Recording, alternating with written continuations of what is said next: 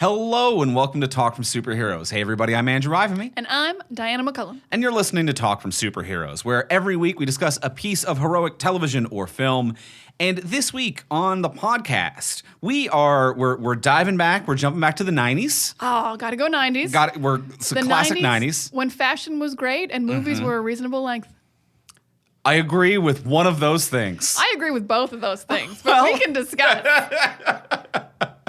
The fashion was era appropriate. We're talking about 1992's Buffy The Vampire Slayer. The film, not the series. We're talking about that OG hit. The original Buffy, she was slaying way back in the day with Luke Perry before anyone else was slaying. Yes. And you might be asking yourselves, why would you do Buffy the Vampire Slayer this week? Why Buffy? Why now, you say?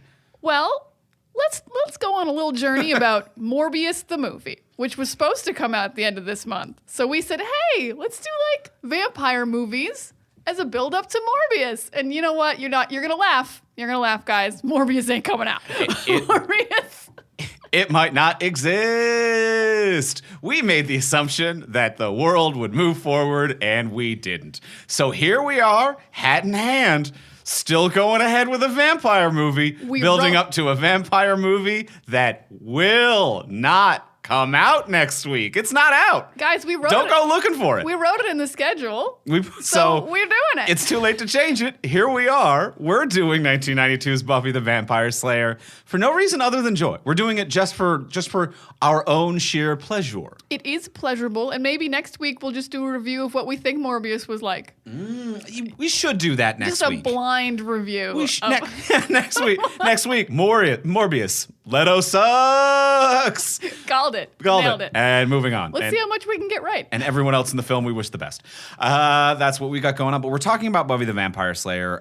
This week, we're going to be joined by guest Kyah Green shortly. Kyah is the host of the new podcast on the network called The Fandom Show. They have an episode out about Buffy. So if you want to hear more Buffy, you can go check out The Fandom Show on this network, wherever you're listening to this right now. But we're going to be talking more Buffy the Vampire Slayer in just a second. But before we do, we want to thank our wonderful friends over at Pay the Price. Pay the Price. So fun. If you love party games like Cards Against Humanity or What Do You Meme, then you're going to love this hilarious new trivia party game, Pay the Price, that I think was designed for Diana's. You are really jazzed about Pay the Price. I love trivia games. So it's just it's trivia. It's trivia. Pop culture. So let's break it down for you. Let's break down what you're getting here with Pay the Price. All right, it is a fun party game. It's trivia. So if you like trivia, like Diana does, you're in. Step one, trivia. Hacker voice, you're in. Step one, like trivia. Now, I like trivia, but I have huge blind spots in my trivia knowledge, and I never win trivia. I never fail, but I never win. But Pay the Price is made for me because what you can do if you get a trivia question wrong, you get a consequence card which has a dare on it. And you don't have to do the dare, but if you do the dare, you get to the point for the card. So you can win the game with getting no questions right or just on pure brawny ability. Boldness, yeah. On pure boldness. And what I can do is answer half of trivia questions and be bold. And have fun doing it. And that is a dynamic that we really enjoy because also in this household, we've been watching a lot of Taskmaster, which I feel like is another game that rewards intelligence or the bold. And that this is something that I like about this. You can be smart and you can advance that way. Or you can just go for it, my friend. And that's going to get you some points as well. And I like that you don't have to do the dare, but the dares are very fun, very reasonable things. You can dance with no music. You can talk without your lips touching. You can let the group scroll through the photos on your phone, which could be dangerous. But so it's really, really fun dares that are going to be really enjoyable, but also you're going to earn that point. Yeah, you're gonna make it happen. You're gonna pay the price. You're gonna pay the price, or just be intelligent. Or just gonna be intelligent. If you're intelligent, well, that has value. You can pay the price via your intelligence, as we all do. That's how jobs work. But we want to thank our friends over at Pay the Price. Head over to paythepricegame.com to get your copy, and be sure to use the promo code SUPER. SUPER at checkout to get 20% off your purchase. That's paythepricegame.com and enter the code SUPER, SUPER at checkout so you receive 20% off. Enjoy a hilarious game night with friends. And thank you, Pay the Price, for sponsoring this episode. Thank you for existing. You're fun. Thank you for doing your thing. And now let's get into it. Let's talk about 1992's Buffy the Vampire Slayer.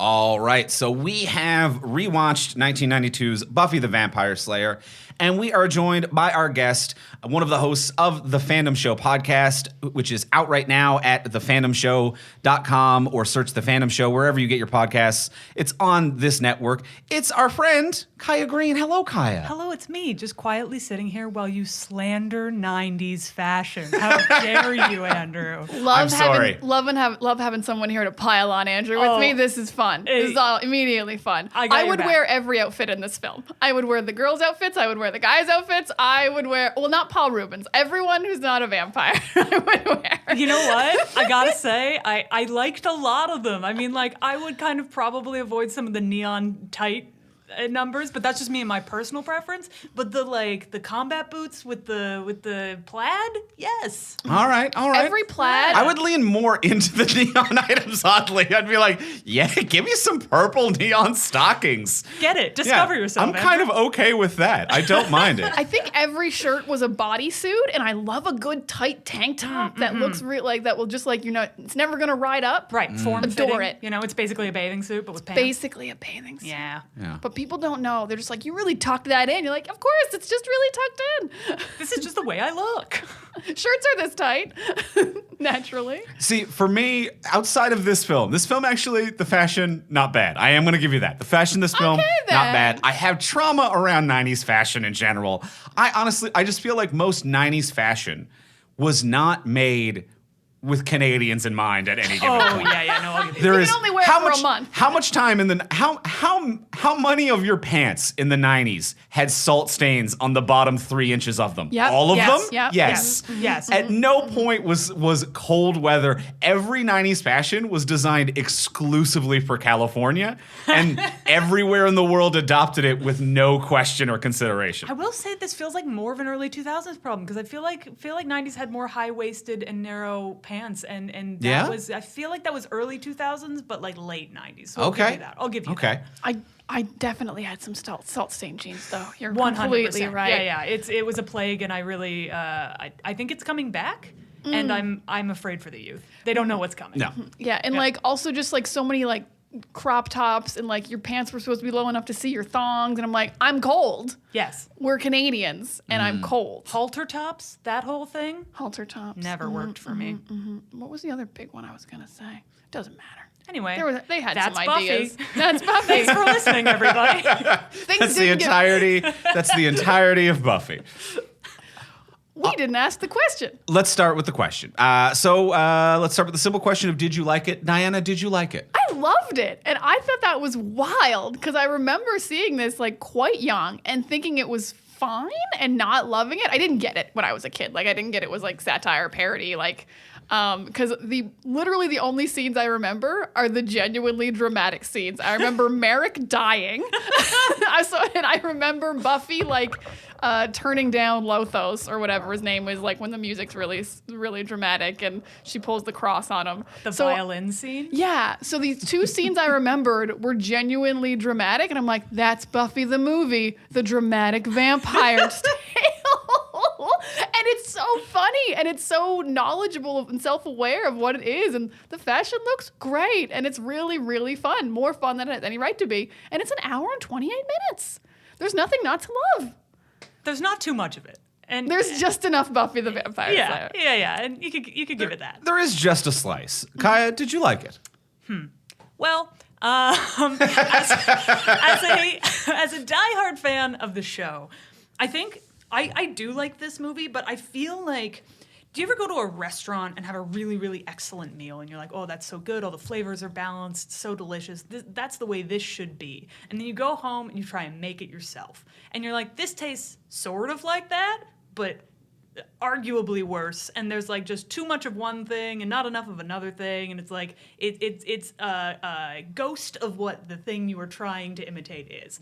I realize that this doesn't really work because one was made before the other, but for me, that's what this situation is. You watch this movie and you're like, wow, this is like almost the thing I like. It's so close, but I still enjoy it, is the thing. But it feels like a pale imitation of a thing that came afterwards, which is tricky, but Yes. in your mind, you know, things get mushed in our minds. So I Yes, understand that. Exactly. Like I have referred to this and often do as the Old Testament, because it does have that like, it's almost there. Right. But not quite. Right. And as we all know, the New Testament has that fun hot shit. You know? Of course. Of course. Have you ever read that thing? That's where It's just all a the mile a bangers. minute. In the New Testament, God figured his shit out. He's like, I know how to tell a story now. All right, I got the dialogue down. Yeah, exactly. Let me tell you a thing or two about a rock star named Jesus. But no, okay, I can feel that. Andrew, did you like it? I liked it. Yeah, I liked it a considerable amount. I think I'm maybe closer to Diana on this one. I saw it once when it came out and did not have any ability or to appreciate any of the things that this was doing correctly. Right. Like, you know, seeing it at the time on VHS as a child and probably being like, Paul Rubens is doing a bit much. As if, like, it was a mistake that he's doing that. You know what I mean? Being like, oops, you did too much acting. Paul. Like, as if that was a criticism. But I do remember my memory of this just being like, oh, okay, that was fine. But now on rewatch, I'm like, most of you, I'm going to say 90% of the people involved in making this film are very aware of what it is that they're making. Yes. And I do appreciate that level of camp and that level of awareness, at least. Yeah, totally. It's a very broad film, but like in a very fun way. And it's like, it's so interesting because it is so different and yet so similar in so many ways. But it's kind of, for me, the thing I enjoy most about it is, and for the record, I did like enjoy watching it more than I did the first time. But the thing that I find so interesting, especially as a screenwriting nerd, is you so rarely get to see a before and after of somebody's ideas when they get to do like another draft of it. Right. So it's like, oh, it's so cool to be able to see that element of it. It's like what stayed and what didn't. Yeah, especially for like two big budget things. Like it's Yeah. not like Joss Whedon like did a Clerks and made Buffy based on just like his credit card like payments and like Yeah. made it himself. Like two big studios made Buffy 1 and Buffy the Show. Yeah, this sucker made money. Yeah. Yeah. So Like, it got money back. Yeah, Kevin Smith is also a weirdly good, like the only other example that springs to mind of that, where it's like, Yes. oh, you just kept doing Clerks again, and that might be the negative example of that, where it's like, oh, okay, yeah, no, we remember the first time, Yeah. Kevin. It did work the first time, Kevin. Why do you keep making it? I also really like, I only just found out on this watch. I didn't realize how petty Joss Whedon was Oh, about baby. the canon of Buffy. I Yeah. had no idea because I have been in a weird like Berenstain Bears alternate universe for years because I remember in the show, they constantly reference that she burned down a gym one time. And she doesn't burn down a gym in this movie. She does not. And it's so weird to like have some kind of weird Nelson Mandela effect going on when this show is a sequel to the original unfilmed script is such a weird flex, Joss Whedon. Yeah, it's super weird. Apparently the unaired pilot for the show, which you can see online and does not have Willow Rosenberg or the original actor for that was Riff Reagan. But yeah, apparently that was a direct sequel to the movie. Okay. Like the Oh. story's slightly different, and then they made further changes when it actually went to series. So there's like a whole bunch of weird alternate timelines between the two things that you could just like. Apparently, there's a comic too that covers it. I read about the comic, which is like the original script of the movie in a comic version. And Joss is like, this is pretty fucking close. It's not it because it's not me, Yeah, but it but is it's pretty close. close, he says. Yeah, he's super arrogant about his like having his hands on it. And I'm just going to ask you one question because you know the show better. I feel like there's like one episode where she mentions Merrick, her first watcher. Yes, I believe she does. I didn't know if he made it into the show canon. Yeah, I think she does. That I don't recall clearly enough. Because it's like the early seasons. Yeah, well, I mean, I think it's when Kendra comes through that she mentions that, but like I don't think it's highlighted very much. Because it causes some continuity issues of how Watchers work. Yeah, but she we don't did- need to get into the weeds. Yeah, she did have a previous Watcher in the show canon as well. Now, do we know from like behind the scenes stuff, because you're a resident Buffy expert? Who, me? Yeah, it is. Is it because I won't shut up about it? That's one of the reasons. one of the reasons. That's one of the reasons. I've never had someone reply to an email faster than the email of, do you want to be on our Buffy episode? Honestly, yeah. I'll take that. That's fair. But Andrew, you had a question. And it was with a tone of, we were making a mistake. It was like, if you want that. It was an energy of like, oh, okay. Okay, but get ready for opinions. All right, open my box. I'm Pandora, but good luck, humanity. It is that. So the difference between what the original script and what this movie is. Was it the director? Was it the studio? Do we know where the difference came in from like what Whedon's original Buffy was? Yeah, okay, so there were a bunch of the same people involved. So Whedon wrote this script himself, so no writer's room like you would have for the original Buffy, the timeline. The show. For the television The Buffy. show.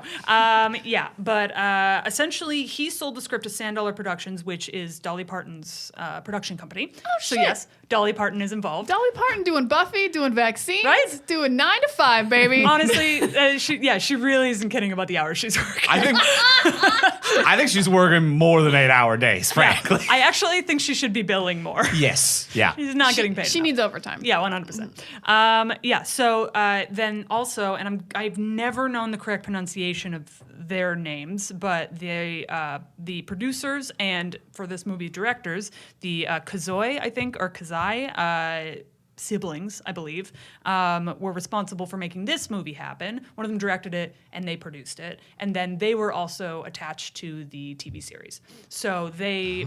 Okay. So we must have been okay with them. Yes, so they went back to Whedon and they were like, hey, we want to redo this. We want to try it again. Except with the medium being TV, the writer gets more power than directors do. I think a lot of the problem with this was, and Whedon was notoriously an asshole on this set. And every set, apparently, we've learned. Fair enough. But Yep, of course. notoriously bad on this one because, first of all, no one ever wants to have a writer on a feature film set. That's just never a thing. But also, he hated everything about the direction they were taking it in. He really hated Donald Sutherland because he kept improvising his lines. And then Whedon also called him difficult to work with, which is super rich coming from Joss Whedon. But yeah, so a lot of the same people were involved, but like just the fact that they filmed it so fast for Luke Perry's schedule as well. They filmed it in like 2 weeks or something like that. Whoa, okay. And I think Working around Luke Perry. Yeah. I mean, like, I guess in the day, yeah. yeah. Yeah, he only had a few weeks off 90210. That's what he was That on, but I don't his? think he was on that yet. Yeah, I think this Yeah, was yeah. before that. This was before that. Well, Yeah. then why don't you have time, Luke Perry? I don't know what else Ben Luke was doing. Affleck made it. Thomas Jane made it. Seth Green's there for a second. Wait, was he? Seth Green is one of the vampires. You can see him for half a second. Oh my god, I totally missed that. Well, now I need to watch it again. Dang it. Gosh dang it.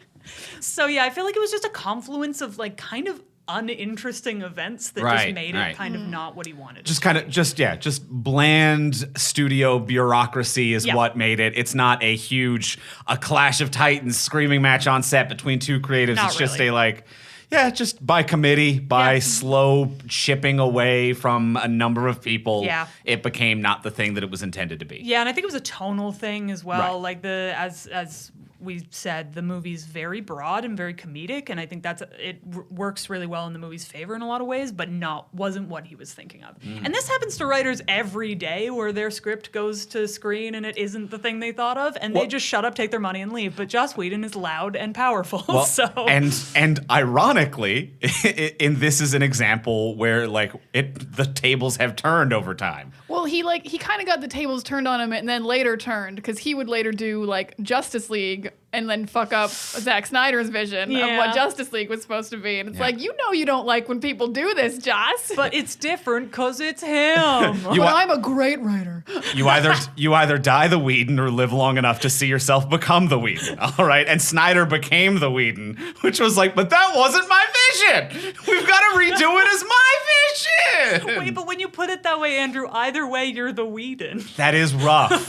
That's the problem with filmmaking. Oh Very bleak approach Oh to this. no! That is, you don't want to be that. Oh no. Oh no. Okay. I think you're right, though. I think like those are kind of the two types of creative geniuses. Yeah. But yeah, it's just funny that he ended up, taking over a thing that people were very passionately like, give us the original creators Yeah. He became what he hated. thing. Yeah. You become what you hate. Come what you hate. Typical. Not what you want. Typical Hollywood story. Oh man, where do we even start with the movie itself? Okay, for the movie itself, I honestly think, we can go through the cast, but I will say, like, hearing the Donald Sutherland thing, I like Donald Sutherland in this. He doesn't give a fuck, and it's perfect. I'm going to say most actors don't give a fuck in the perfect way or are doing the right amount of everything. I think Donald Sutherland's pretty good. I wouldn't mind if he tried to lean in a bit more to the comedy. Okay. I think Yeah. the only scene he really nails the tone, and it's not even the tone, but he nails the scene, is him and Buffy alone when he like makes his first joke.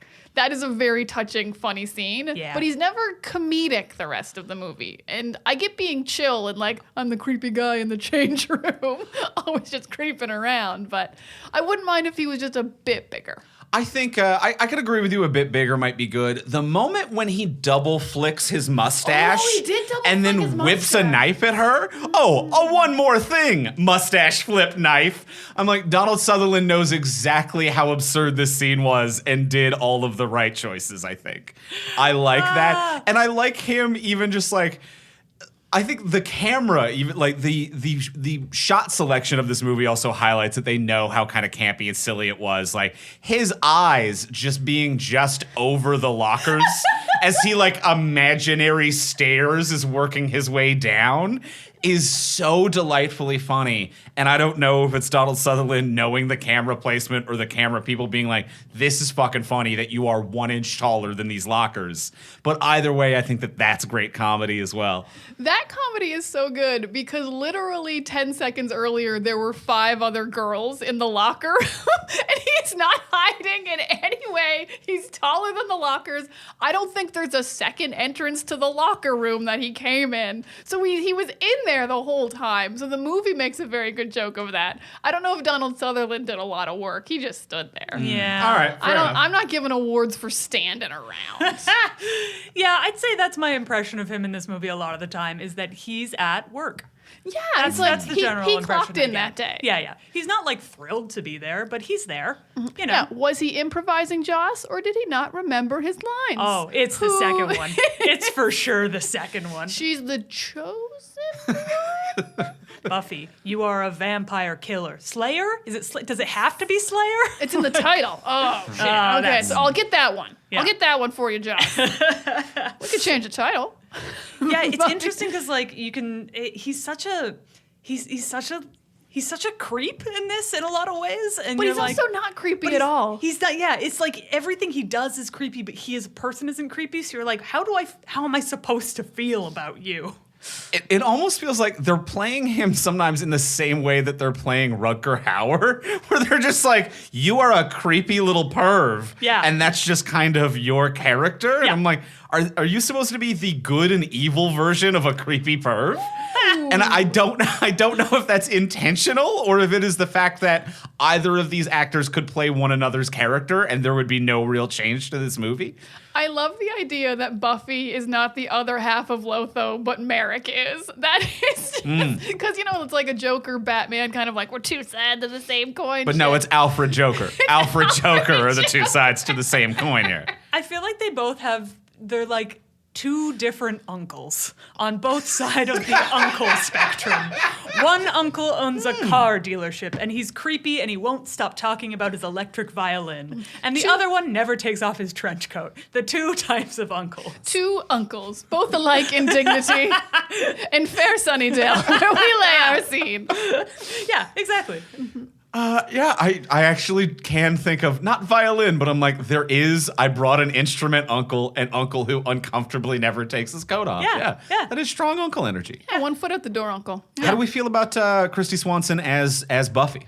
I think she's pretty good. I think like she like gets better as the movie goes. Yeah. She's like doesn't land it right away, but as she's going a little more. So weird sound mix in this movie where she's not loud enough, but I don't know if that's her or the sound mix or what's going on. Her kicks are awesome.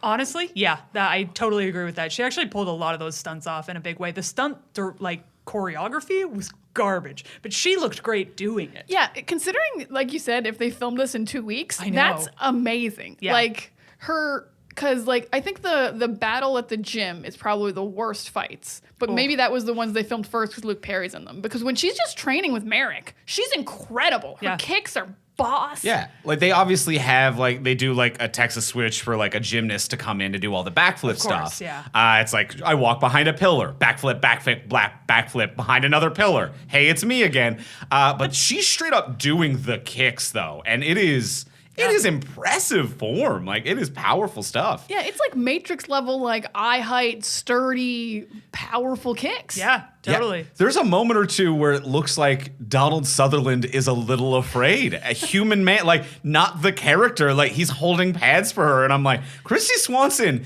might have shattered this old fucking man's hand because he is not ready to hold pads for her. He cannot do this. He just got here and he barely knows his lines. He's alarmed. He has to hold pads, and you need a stunt actor to sub in for Donald Sutherland standing because he's in trouble. Yeah. So she's great at that. And then she's fine as Buffy. I think part of the problem and why she doesn't quite pop off the top, and even though I do quite like her throughout this movie, I agree with you, Diana, she gets better as it goes on, is that I think she hasn't quite figured out how to make this character pop in the friend group. Like the friend group, it is very one tone. And I think that that works for one joke, for one beat where it's like, here are 4 friends who are essentially the same person. And it's like, haha, yeah, I get it. You know, school can be cliquey and you just become one another and you don't actually have your own individual personality. That's a one-off joke, but you can't have 30 minutes of a movie doing that. Yeah. And I feel like Kristy Swanson needed to find something that was like, I'm pretending to be like the other 3 and I'm not sincerely like it, or sometimes it's like I do that, but also I'm actually quite smart and get good grades, but I just fucking love cheerleading and I like fashion and there's nothing. There needed to be some twist to make her stand out in the friend group, I think is what's missing. Yeah, I think this is one of those amazing examples of how valuable it is to be able to see sort of a before and after of an almost second draft of this idea, is that you kind of realize, oh, Buffy's really way more interesting post getting called as a Slayer. Some origin stories are actually much less interesting than the rest of their story. Mm-hmm. And I think Buffy's origin story is not as interesting because she's so thin as a character prior to that, you watch her for 30 minutes being pretty vapid. Kind of end of list. And even in the show, you see their vapid characters end up having more dimensions to work with. And I think Whedon learned from that. I don't want to give him all the credit. Who knows? Right. But I think you can really see the evolution of writing people is just stupid. Even her friends don't get anything to do for the rest of the movie. And it's she has the one usurper friend who steals the jacket underhandedly, and it's like, oh, okay, that's a shit move. But why is that here? Why? I now know a little bit about this character, but it doesn't motivate how they act as and function as a group, or where this character is evolving or going. Yeah. I actually will disagree with most of this. Oh, lay it on me. I really like that Buffy has no layers until she's the chosen one, because that to me tells me literally anyone can be the chosen one and everyone is capable of growth. I think it's more annoying that none of her friends have any growth, even after they're confronted with deaths and vampires and things. Yeah. But I like the fact that she is genuinely vapid and empty and shallow. She's not secretly anything from her friends, and she has to learn to change, and she wants to change the world on top of that when she sees that she can do things and be powerful. And I think that's a way better message than if you're secretly smart, just be powerful. I'm if you're actually genuinely shallow or you don't care about things, you can change and better yourself, I think is a way cooler message. It's not great for comedy, as you said, but in terms of just like a theme, I'm like, I do like that she's the chosen one, but she's also not the chosen one in any way that's obvious. Like, I really like at the very end, her and Luke Perry are dancing, and he says, "You're not like other girls," and she says, "Yes, I am," which I actually think is the theme that isn't quite hit hard enough, but of like, no, all girls are awesome, and I'm just a regular girl. And I think that's sort of the enduring message of Buffy. And I think one of the cool things is, like, she never really gets less interested in clothes. She never really gets less interested in all of the things that would, quote unquote, make her vapid, even when she could kick people's asses, right? Yeah. And that was a quality I always really appreciated. And I like that does show up here as well, is that, like, just because I can do this. I mean, it's interesting because the costume designers really butched her up as the film went on. I don't know if you noticed that. It was like bright pink tights and stuff in the early things, and then it just got into combat boots and like that kind of look, and it's like, now she kicks ass. But then she still will go full Victorian dress for her dance though, and then like she'll put a jacket on over top, but she's gonna ride a motorcycle. You gotta be safe. You gotta be safe. Yeah, I really like this, and like Merrick's whole thing about like defeat them your way, Buffy, like use hairspray and look cool. Like there is nothing wrong with liking fashion. Yeah. And liking girly things is the whole point, even though it's like a subversion of the girl who gets killed in movies because she likes fashion. I think it's super cool. I wouldn't want her to secretly have been smart the whole time. Yeah, it's like what matters is that you care. That's the bottom line. And that's the thing that I thought was like the seed that was really good in this, is the idea what bothered her about her friends wasn't the vapidness. It was the vapidness. It wasn't the like that they cared about a dance. It's that all they cared about was a dance. That was the issue, right? And I thought that was good. And she could see what she used to be in them. And she was like, God, how did I ever not care this much? She just wants people to care. Yeah. People are dead. People are, Come on, it's guys. okay to care about the dance before your literal friends have died. Yes. Then you should be planning a funeral. You need to plan a different event. Use the same decorations. Do what you got to do. You just got to pivot. You got to pivot. Do it for Candace. Yeah, it can be a funeral about the environment. I love this perspective, and I love the way you both pitch it, and I'm 100% on board with that. And I think my thing was maybe smarter isn't the right way to do it, but something that makes her stand out from the four, so that they don't all just kind of get washed in among one another. Yeah. But it does function with Diana, where you're saying the theme of like anyone can step up to the plate, but maybe the movie just didn't lean into that enough for me to notice or pick up on that theme. I think the movie could have done. Oh, I'm sorry. Oh, no, after you. Oh, I think the movie could have done something more along the lines of like her actual physical strength, if you wanted to pop out more. Like maybe she's doing cheerleader backflips and she hits the fucking roof because she's the Slayer. Like, why aren't we focusing on the fact that her physical attributes are higher then? If we're going for comedy in the first 30 minutes, like she should be doing crazier things than slicing a hot dog in half, which isn't hard to do. Why was in the scene cut away? Like they couldn't figure out how to cut a hot dog? Okay, this brings me the time and space of this movie, the physical situation that things were in was always confusing. It was never clear where things were in the frame and stuff. There was one shot where like Luke Perry looks down the barrel of the camera and like winks and finger guns, and I have no idea who that was to. It was when he's leaving the movie theater and like Buffy's boyfriend is dropping her off at the mall or whatever. And I'm like, was he winking at, and he's pointing down, so it seems like it's Buffy's boyfriend driving away in the car.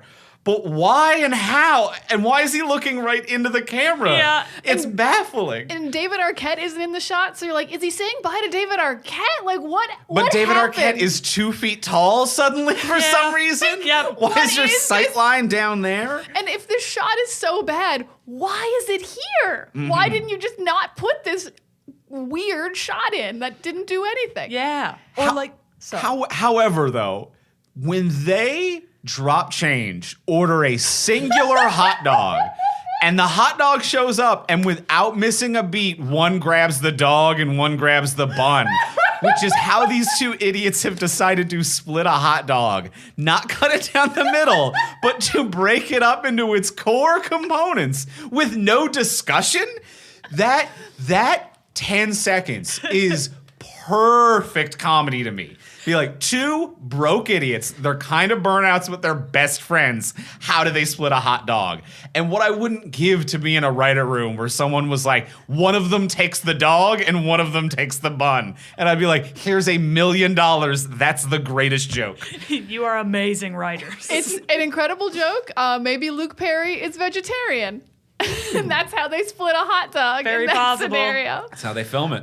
Because also in that moment is the other great joke in this movie where they're hitting, the two guys are hitting on Buffy and the girls, and then they're like, wait a minute, you're the girls from the theater. We hate you. And it's the funniest thing in the world to be hitting on someone and just completely switch gears to go, we hate you, and eat a hot dog bun and no hot dog.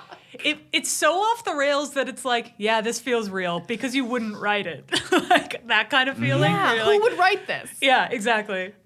I think they hit just the right level of burnout for these two. Yes, Yes. agreed. The scene as well when David Arquette is floating outside of Luke Perry's window. And my Luke God. Perry I didn't know Luke Perry was this good at comedy, frankly. Like he nailed the line reading of, dude, you're floating. Go home, man. And I'm like, that is the perfect level of burnout for a vampire movie. Yeah. I love it. Totally. The nonchalance with which he's like, friend's a vampire.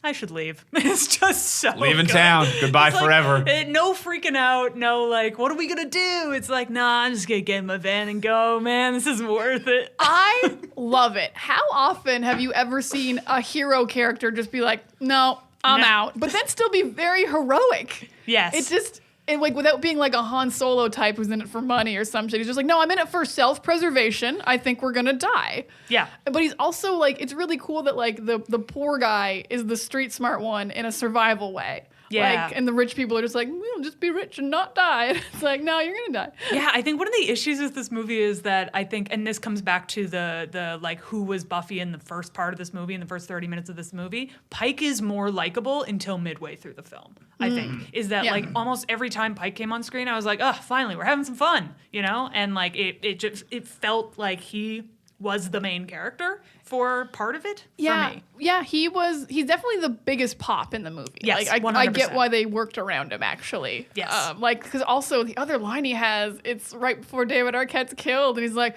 "If I get any drunker, I'll have sex with you." He's like, "But you wouldn't call me." I love It's that so line. funny. He's so upset about the calling and not the sex. Which I think is great because It's 90s so movies good. 90s movies were classic for gay panic. We're so no gay homophobic. panic at all. Nothing here. None at all. He's like, but the issue is that you bail on me. Here's the thing, though. 90s movies were very homophobic. Vampire movies, never. They're very much like vamp dudes love vamp dudes. Ooh, yeah, that's true. Yeah, it's all the leather. It's all like the paleness and the Yeah. moods and the bites. But these were non-vampires who didn't Yeah. go for the homophobic joke. So that's nice. Fair. Yeah. It is That is nice. nice. Especially in a high school movie in the 90s. Huge. I also think part of the reason why Mike is kind of more charming and likable in that first 30 over Buffy, and one of the reasons that it works and they're having a problem with Buffy is that we're always showing up late to a fun thing Pike is doing, and we're showing up way too early to a fun thing that Buffy is doing. Yes. Like even something as simple as like, my friend bought the cool leather jacket that I like, but she tricked me into not getting it. It's like, that's like a 40-minute payoff with 2 scenes for like a barely joke. Yeah. But then like Pike shows up and it's like they've already snuck into a movie theater and they haven't paid for it.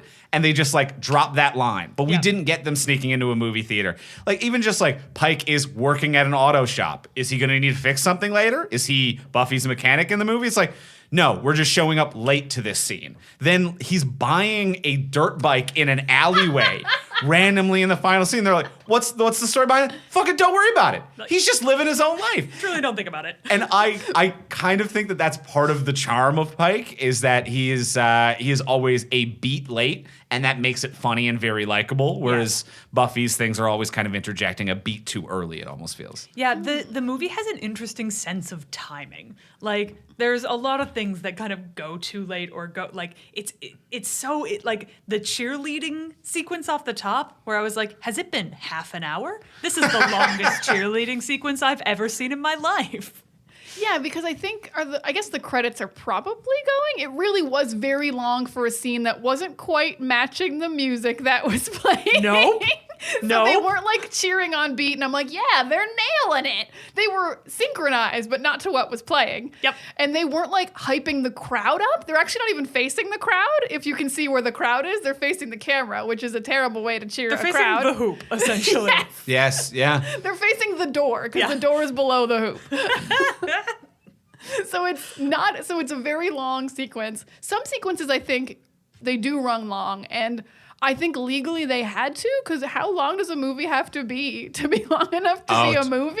Because you're at an hour 28. You think it was going to fall short of movie length? It can happen. I don't possible. think it was going to fall short. I want to say 73 minutes, like an hour 13. Yes, I think that's it. Is what it is. And then, Yeah. anything shorter than Alright. that, it's considered a short. So I don't think it was, we need to stretch these scenes out short. But I see I don't think it was padding. I think it was just fluff. It But was I fluff, agree. not padding. But I there's agree there's that- legally a difference. There is a difference. The cheerleading was too long. And also, too, I just feel like, and this is just the Canadian in me, is that anytime in like American, and obviously the school system is so totally different, but we grow up on American media and, watching American TV stuff, and it's like, cheerleading's super important. I'm like, I've never seen a cheerleader in my life. Why is this so deadly important to American schools? I don't get it. It's so funny because Steph said literally the exact same thing when we started watching the movie. Steph was like, "Are cheerleaders really a thing?" And I'm like, "Well, they do exist. Yes, they are. They are real. They're just not as important up here because football isn't a thing in Yeah. the same way. Yeah. You know." But these are basketball cheerleaders. And- True. And we Yeah. have True. basketball. We're inside. It's warm. That's Yeah, we true. could have inside cheerleaders, but we just don't care. My high school And my high school had them. Uh-huh. And this is weird. They were the unpopular girls. Yeah. It was kind of just like the girls who weren't in any other group, and like they were like bad because like no one wanted to see cheerleaders. We were like, "What are you doing? Why are you cheering?" That's so interesting. See, I went to an arts high school, so the cheerleaders were just the dance major. That was well, the that makes transition. sense. Yeah. That makes a lot of sense. They yeah. were the That absolutely tracks. yeah, totally pretty popular girls in TNA. You know, like that was the vibe. No, I've never seen outside of a basketball game a real like an NBA basketball game, like a real cheerleader. Yeah. Never seen a cheerleader in the wild. No, Yeah. not in the wild. Well, you not don't want in to the make wild. eye contact is the thing because they will run. They're very skittish. No Very sudden skittish. moves, yeah. I set up a wildlife cam to try to catch a cheerleader. Yeah. If you want to see him making a pyramid, you got to make a little bluff. It's a real planet Earth kind of situation. You gotta make a bluff. Oh, actually, I was an extra on the show Wildcats, and I got to watch them do the cheer stunts. Really? Yeah. That's fun. Back when I lived in Vancouver, they did the exact they go behind the pillar because it's. Oh yeah. Yeah. The Texas switch is The what it's called in Texas switch. movies and TV shows. Yeah, it's so funny watching the professionals like do all these flips, and then fucking girl from High School Musical, Sharpay, whatever her name is, would just walk on set and she hadn't done anything and flip her hair back and pretend she'd done it all, and I'm like, you liar!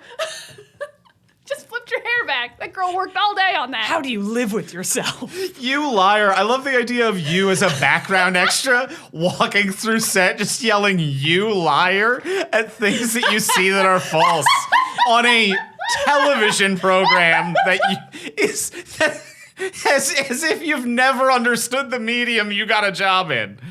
You liar. Can we get this woman off set, please? I want to be paid still. She keeps walking through doors that don't go anywhere and then yelling at us. She pooped in the prop toilet. It says it's not a real toilet right on it. Why would you give me that backstory? I don't know. Pooping of all the things. Okay.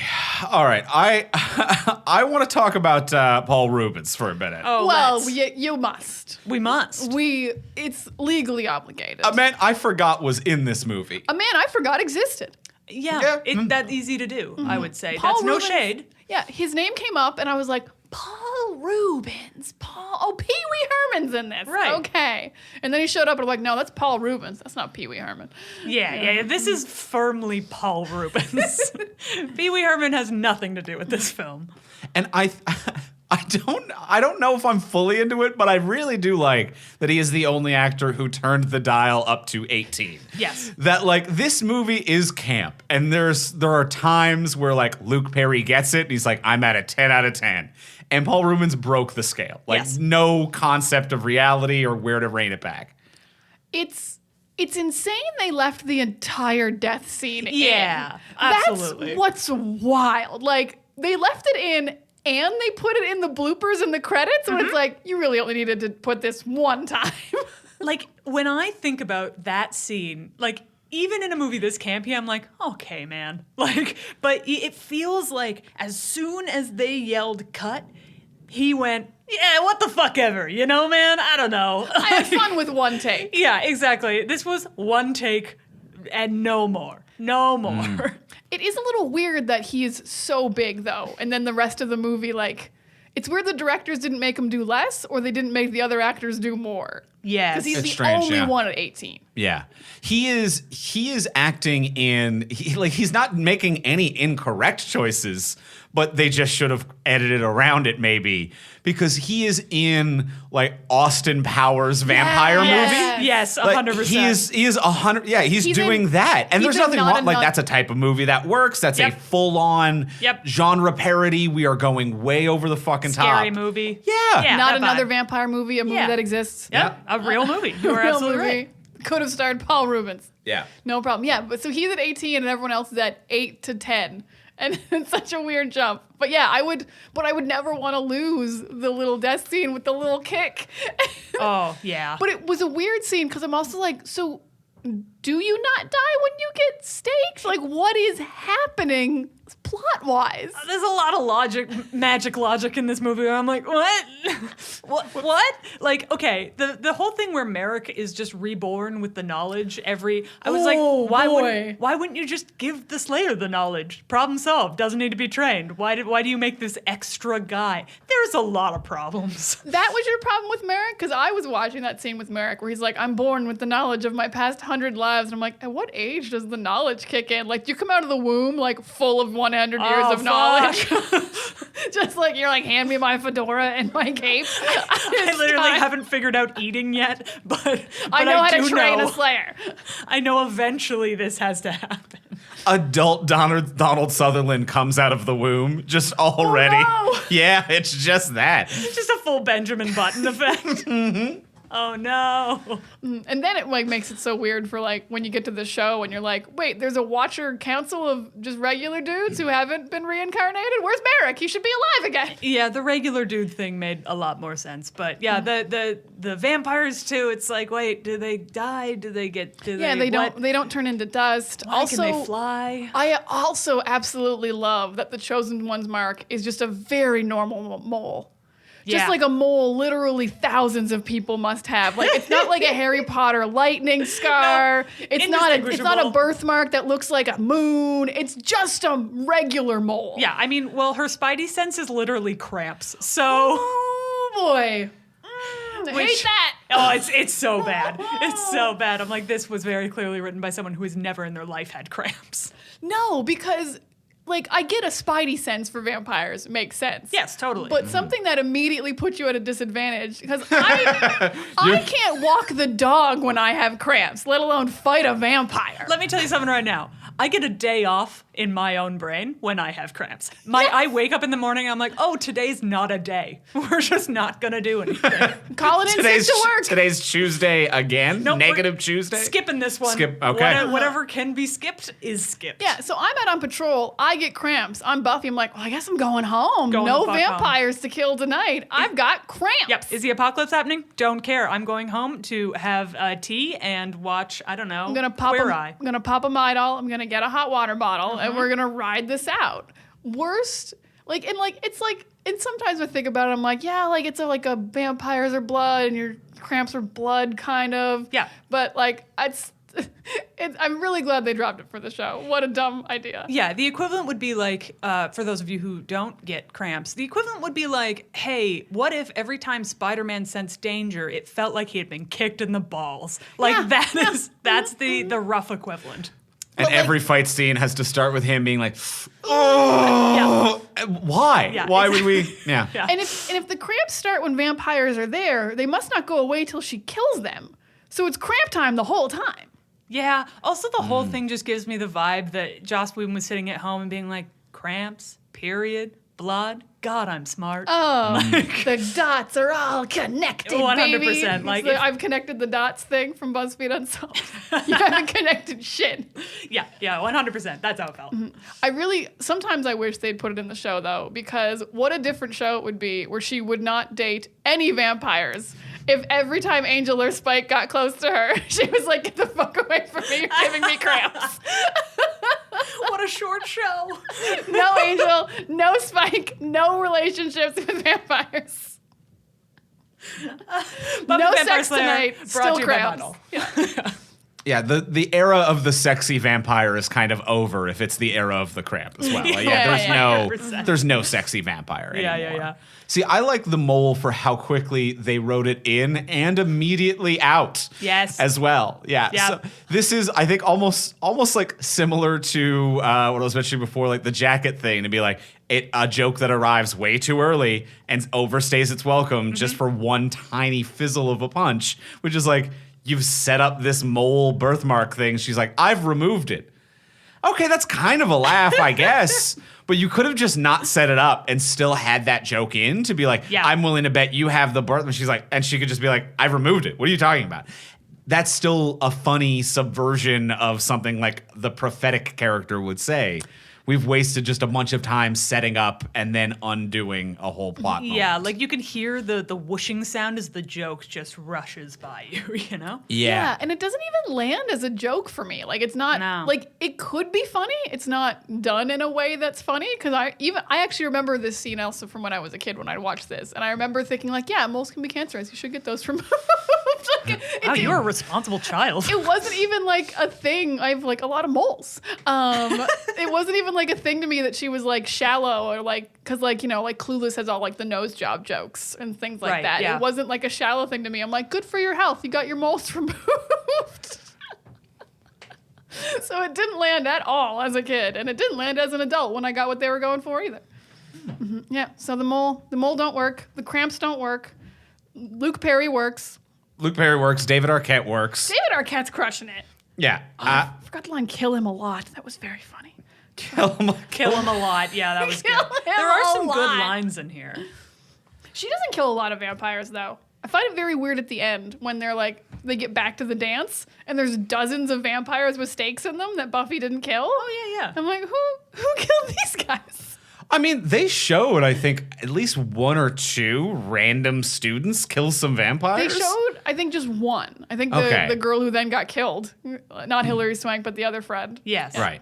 Hilary Swank gets comedically cross-eyed, knocked unconscious by the principal, That was fun. which is unexpected. That was a moment where I'm like, Hilary Swank, you haven't been turning it up to Paul Rubens 18 until just now, which is an interesting choice. It really feels like the director, just depending on the day, was like big or medium, you know? Right. Like just was giving them complete. Or depending on the person, when the gym scene starts, there's those like 5 vampires at the door. And if you watch the one in the middle is in a different movie than the other 4.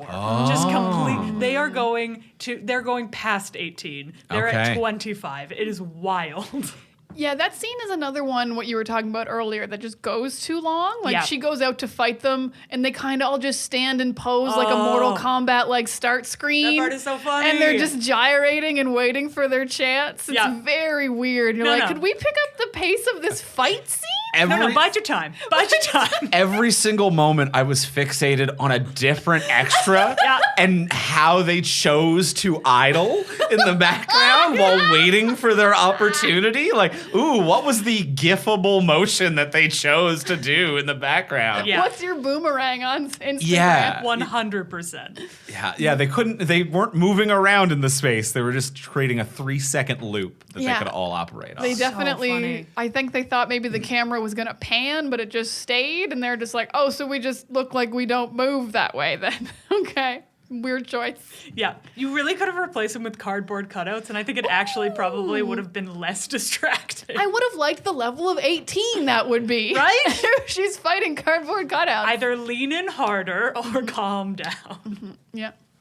All right. Well, I think I've said everything I need to say about Buffy the Vampire Slayer. How you feeling, I'm Diana? feeling pretty good. Yeah, that's most of my stuff. Kyah, you got any heavy hits that you want to lay on us? Yeah, I don't think so. right. Yeah, the vampires looked weird. That's pretty much it. They did- Yeah, it's weird they had like goblin ears when they get Yeah, vampirized. Goblin, Vulcan. The ear differential was strange to me. Yeah, it had a strong last-minute Dracula costume kind of vibe to it. Yeah. A I little was bit. I was actually really surprised the new vampires got weird ears because I thought that might be a mark that you're like an ancient vampire. Yeah. Because Paul Rubens and Rutger Hauer had it. And I'm like, oh, okay, so they're like the old vampires. But then David Arquette showed up and also had weird ears. I'm like, oh, so they suck your blood out, your ears get long? Yeah, I don't know why. Or like basketball player guy when he showed up with like weird ears and visible fangs, and everybody's like, "No, it's cool. Let him play. Let him play, coach. Let him in, coach. This seems fun. He's literally flying, but I guess this still is fine.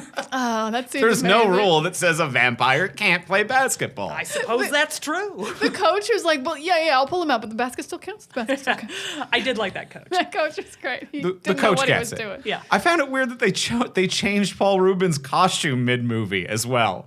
Oh yeah. Yeah, because they start with like him and Lothos, Rutger Hauer, are like we're the old school, like we're wearing velvet and silks kind of vampires. And then just like randomly they cut to Paul Rubens. It's like, nah, I'm just a dude in a leather jacket now. And he has a joke about it again where he's just like, oh, that was a new jacket. It's like, okay, well, I would why did guess. you change your costume? I would guess the leather jacket hid his arm better Yeah, that's absolutely what it was. because And the wardrobe department didn't realize until they got to filming that scene. Yeah. they were like, "Oh shit, your arm is super visible in the silks because like they don't hide anything, but a Yeah. leather jacket you can hide an arm in."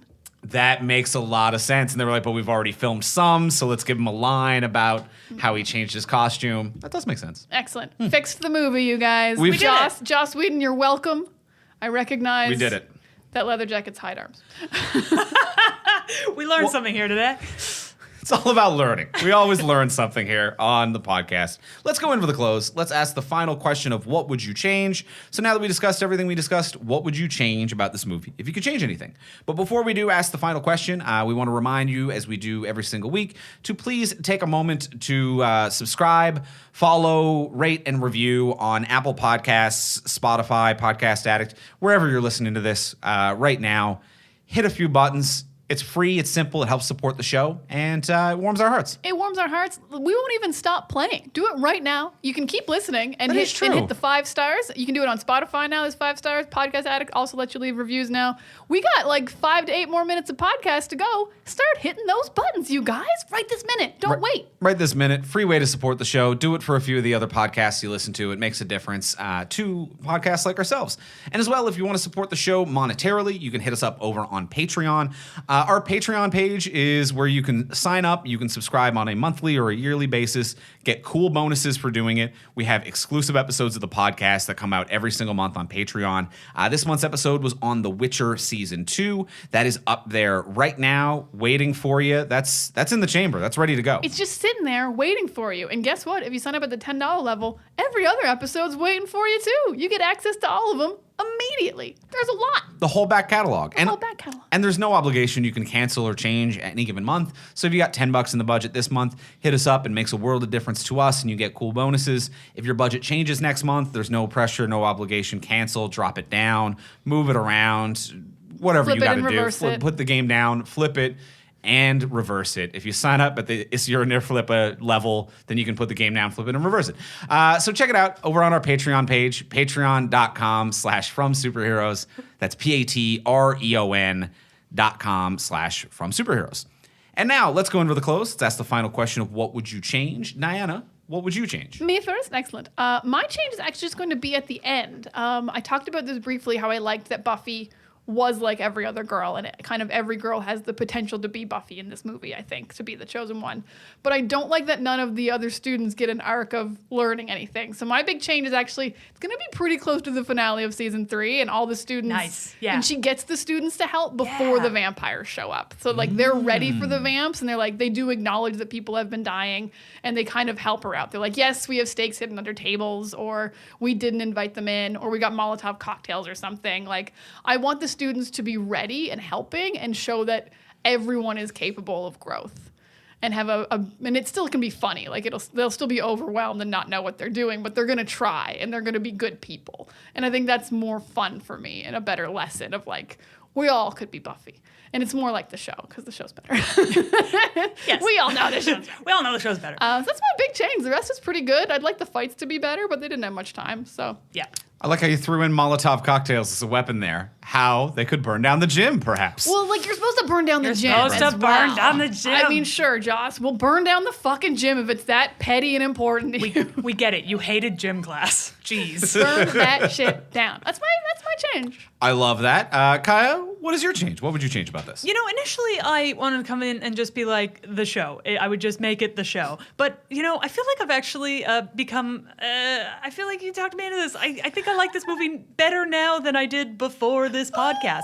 So I think what I would actually really like to see happen with this movie is if they had just been able to have more time and a stronger director. Because there's so many good elements to it. I think if they had just been able to, like, slow the hell down and actually choreograph. There we go. That's what words are. And just choreograph things and actually like take their time to like make the costumes work and make the stunts work. I think this could have been a really, really fun movie. So more time. Yeah, I think more time and just a stronger director who had a little more experience. I think you could see the inexperience on the director. That's fair. Yeah. Mm-hmm. Andrew, what do you change? I would recast Lothos. Yeah. I Oh, don't think Rutger Hauer works in this role. I don't think as he does it's either, written. but I love Rutger Hauer. That's fair. That's fair. I'll give you that. Because I don't think he plays it as the straight man, which I think is a way that this character works. Like, if this character was like sincerely kind of like the one, all of the other vampires are like bumbling buffoons. It is David Arquette's burnout dude. Right. It is Paul Rubens as an absolute idiot who can't even have grace in a death scene. If Rutger Hauer played it as an absolute straight man of like, I am smart, I am intelligent, I'm fucking cool, I am in like a crisp suit, like I'm not even in silly clothes, then maybe it could work as Rutger Hauer. But right now it's not comedic and it's not the straight man either. Mm-hmm. Like, it's not the evil boss with a bumbling sidekick. It is just a man who, like, when Paul Rubens clearly goes off script and does something stupid, Rutger Hauer's not playing with him, but is also not comedically denying the bit either. So it is just in this no man's land of comedy where it's like, you either need to get grumpier and more serious about this, or you need to start playing. And I just think that he is not the actor to do either in this scenario. So I think he just needs to be recast with either a full-on comedic actor to dial it up to 18 and have all of the vampires be insane, or a younger, sexier, cooler, I'm playing this as I hate how dumb my sidekick is kind of a guy. Yeah. What I'm hearing from that is less uncle energy. That's less what I'm getting. Uncle. Fewer uncles. Fewer, at least one fewer uncle. Okay, I changed would my help answer. this. It's fewer uncles would be what I would change about this movie. I can get behind that, yes. I like Rutger Hauer in other roles, but he is not shining here in any way. He doesn't feel like he's the big bad of the movie. Paul Rubens does.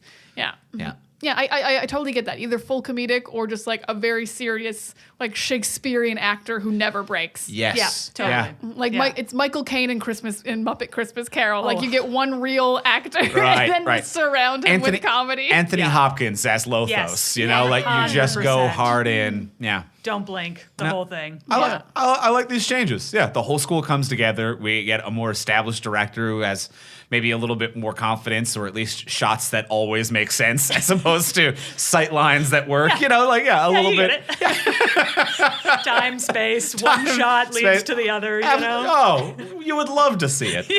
You would love to see it, and then we recast Lothos, and I think that improves this considerably. Yeah. I think we've done it. All right, I think we've done it. You're welcome, Joss Whedon. I think that's gonna do He's it. listening. I mean, no. what else does he have to Yeah. do? Oh, suck Burn it. on Joss Whedon. You're never working.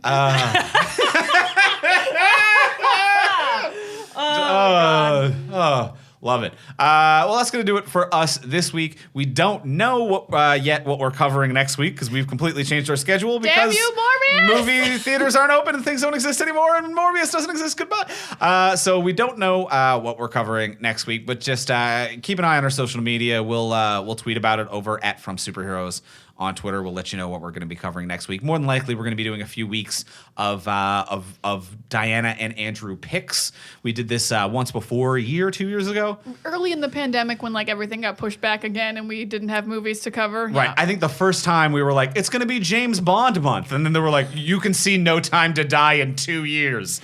And I think we did a month of host picks where me and Diana just picked some of our faves. So we're probably going to do that now over the next bit. But if you're looking for more things to listen to, Kyah has a new podcast on the From Superheroes Network. Heck yeah, I do. I with my partner Steph, we are doing the Fandom Show where we bring people on to talk about their fandoms, and it can be everything from Buffy, which we do have an episode on if you want to hear more of my thoughts on Joss Whedon, and there are more. Or from that to we're down the road going to do things like Star Wars. We have a space episode coming up. Anything that could be considered a fandom, we want to talk about it. So come check us out. It's super nerdy and very sweet and optimistic. Yeah, and Jocelyn Getty of I Hate It But I Love It on the network, also doing musical flops, which is a fandom you don't think is a fandom, but she figured it out. Oh my Figures it out, god, makes it work. So good. So many Lots feelings. to love on the Fandom Show. It's so enjoyable and enthusiastic and fun. I love listening to the Fandom Show. Yeah, you can find it over at thefandomshow.com or search The Fandom Show wherever you get your podcasts. It's there. It's there. And if you want to get a hold of us, you can reach me on Twitter at Ivimey, Ivimey. Oh, me? You can reach me at Words of Diana. Check out my pinned tweet. And you can reach both of us at From Superheroes. And we'll talk to y'all next week. Bye.